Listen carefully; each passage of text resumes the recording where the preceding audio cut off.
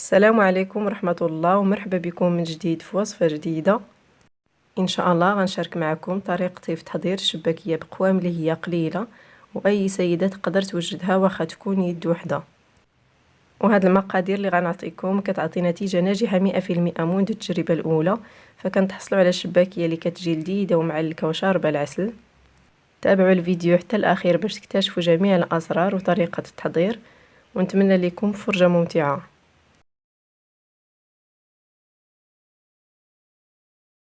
نبداو على بركة الله.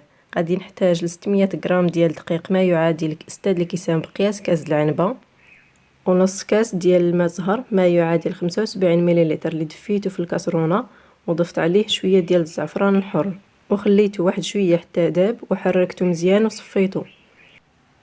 و60 غرام من زيت الزيتون واللي هي اقل من نصف كاس ما وصلاش النص، و60 غرام ديال الزبده نوازيط حتى هي ما وصلاش للنص، قل من نصف كاس. وباش نحضر هاد الزبده نوازيط كناخد الزبده ديال العبار، ماشي مارغرين وماشي زبده البواطه، كندوبها فوق نار اللي تكون مهيله حتى كيتبخر تماما داك الماء اللي كيكون فيها. و33 غرام ما يعادل نصف كاس من الزنجلان اللي صهدته في المقله وطحنته وغربلته، و40 غرام من اللوز ما يعادل نصف كاس غير صهدته في الفران ما حمرتوش وطحنته وغربلته حتى هو، و120 مليلتر من الماء دافي. من بعد غنعطيكم الكميه بالضبط اللي استعملت، ومعلقه كبيره من حبه حلاوه ومعلقه كبيره من نافع غير صهدتهم واحد شويه في المقله وطحنتهم وغربلتهم، ومعلقه صغيره من القرفه مطحونه وشويه ديال الكوزه اللي حكيتها، وواحد 3 الحبات ديال المسكه حره اللي دقيتها مع شويه ديال السكر سنيده، ونصف ملعقه صغيره من الملحه، ونص خماره كيماويه ما يعادل 4 غرام، وفي الاخير 2 معالق كبار من الخل. كناخد قصريه وكنوضع فيها النواشف كلها. وبالنسبه لحبه حلاوه والنافع والزنجلان واللوز ضروري ما تغربلوهم، وكذلك بالنسبه للقياس كتاخدوا القياس ديالهم من بعد ما كطحنوهم. كنخلط الدقيق مع هاد القوام حتى كيندمجوا مزيان، وكنضيف الدهون. المجموع ديال الزبده مع الزيت هو كاس لاروب ما يعادل 120 مليلتر، وكنحاول نرمل مزيان الدقيق مع الزيت والزبده.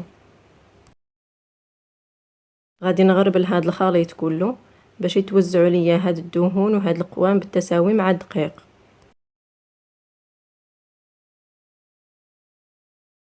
ومن بعد كنضيف السوائل، كنضيف الخل والماء زهر اللي ذوبت فيه الزعفران الحر. بالنسبه لي ما عندهاش الزعفران الحر شعره ممكن تعوضوا بضانه البنه بمذاق الزعفران الحر. هنايا خويت الماء في الكاس ديال العنبه، هاد الكاس باش عبرت في الاول السعه ديالو كبيره. عندي هنايا كاس لاروب ديال الماء ما يعادل 120 مليلتر. كنضيف الماء شويه بشويه وانا كنجمع العجينه.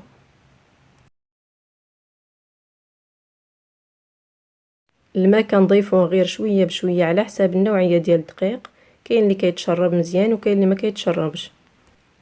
العجينه خاصها تكون قاصحه بزاف. انا هنايا ما استعملتش الكميه ديال الماء كلها، شاط لي منه القياس ديال ملعقه كبيره. وهاد العجينه كتبغي تدلك مزيان، وباش ما تعذبنيش وضعتها في بلاستيك لمده ديال 10 دقائق، وبهكا كتلاق الدهون اللي فيها وكتولي رطبه وكتساعدني فاش كندلكها المره الثانيه. من بعد ما دلكتها مزيان المره الثانيه وضعتها في البلاستيك لمده ديال 5 دقائق باش تزيد تطلق، وقسمتها ل 8 القطع. كناخد كل قطعه وكنشكل منها كره، كنغطيها بالبلاستيك باش ما تنشفش العجينه من على برا. كنبسط كل كره وكنطويها بهذا الشكل ان تور سامبل باش الشباكيه تجي مجعبه من الداخل. كنغطي العجينه بالبلاستيك وكندخلها الثلاجه ونخليها ترتاح 20 دقيقه، ومن بعد كنشكلها. ومن بعد ما ارتاحت العجينه كناخد قطعه واحده والباقي ديال العجينه كنخليه في الثلاجه، وكنبقى ناخد منه قطعه قطعه، لان العجينه كل ما خليناها في درجه حراره المطبخ كتطلق الدهون اللي فيها وكتزيد كتولي رطبه اكثر من القياس. وملي كنخليها في الثلاجه كتبقى ديك الدهون اللي فيها بارده وكتبقى العجينه قابضه في راسها. وهذا سر من بين الاسرار اللي كيخلي لينا الشباكيه تكون ناجحه. من بعد ما بسطت العجينه واحد شويه بالمدلك كندوزها في هذه الماكينه الخاصه بالشباكيه. في الاول كندوزها في الرقم 6 ومن بعد كندوزها 2 مرات في الرقم 7. بالنسبه لهذه الماكينه اللي عندي الرقم 9 هو اللي كيخلي العجينه رقيقه بزاف، وكل وحده غادي تخدم على حساب الماكينه اللي عندها. المهم ان العجينه تكون رقيقه شويه. الا لاحظتوا ان العجينه كتلصق مع سطح العمل كديروا رشه خفيفه من الدقيق. كنخدم بالجراره، كنقطع هاد الجوانب باش نتحصل على مستطيل اللي يكون العرض ديالو قياس واحد. وممكن تستعملوا هذيك القطاع الخاصه بالشباكيه اللي كتعطينا قطع كتكون كلها متساويه في الحجم. انا هنايا فضلت نخدم بالجراره باش هكا نتحكم في العدد ديال الاشرطه اللي غادي نعمل. هاد الزوائد اللي كنزول من العجينه كنجمعها مزيان وكنحتفظ بيها في البلاستيك وكنعاود نستعملها من بعد. وبالنسبه لعدد الاشرطه فكندير 5 ديال الخطوط وفي السادس كنقطع. كنحسب 5 هاد الخطوط وفي السادس كنقطع. حاولوا تخليو المسافه ديال 1 سنتيم بين هاد الاشرطه باش تحصلوا على شباكيه اللي كتكون زوينه في الشكل ديالها. وبالنسبه للطريقه ديال التشبيك فهي جد سهله وجد بسيطه، واي وحده واخا تكون مبتدئه تقدر تعملها. كناخذ 2 اشرطه كنوضع 2 على 2 على 2. ممكن تخدموا بهذه الجهه وممكن تخدموا بالعكس. من بعد غنخدم لكم قطع بالعكس. كنلاقي هاد الجانبين وكنقرصهم مزيان وكنتحصل على دائره اللي كنوضع فيها الاصبع، وهو باش كنقلب العجينه. كنزيد كنحلها ونقرصها من الجناب ونزول ليها هاد الزوائد. غنقرب لكم الكاميرا باش تبان لكم مزيان الطريقه. كنوضع 2 اشرطه على 2 على 2. كنلاقي هاد الجانبين وكنقرصهم مزيان باش ما يتحلوش الوقت فاش كطيب. وهاد الدائره اللي كنتحصل عليها كنوضع فيها صبعي وهو باش كنقلب العجينه. كنزيد نحلها ونقطع عليها هاد الجوانب. غادي نبسط القطعه الثانيه ونزيد نرققها في الماكينه. دائما كندوزها في الرقم 7 2 المرات. كنرش سطح العمل برشه خفيفه ديال الدقيق باش ما تلصقش العجينه. وكندير 5 د الخطوط وفي السادس كنقطع. هنايا غنصور لكم الطريقه ديال التشبيك من زاويه اخرى باش تبان لكم الطريقه واضحه.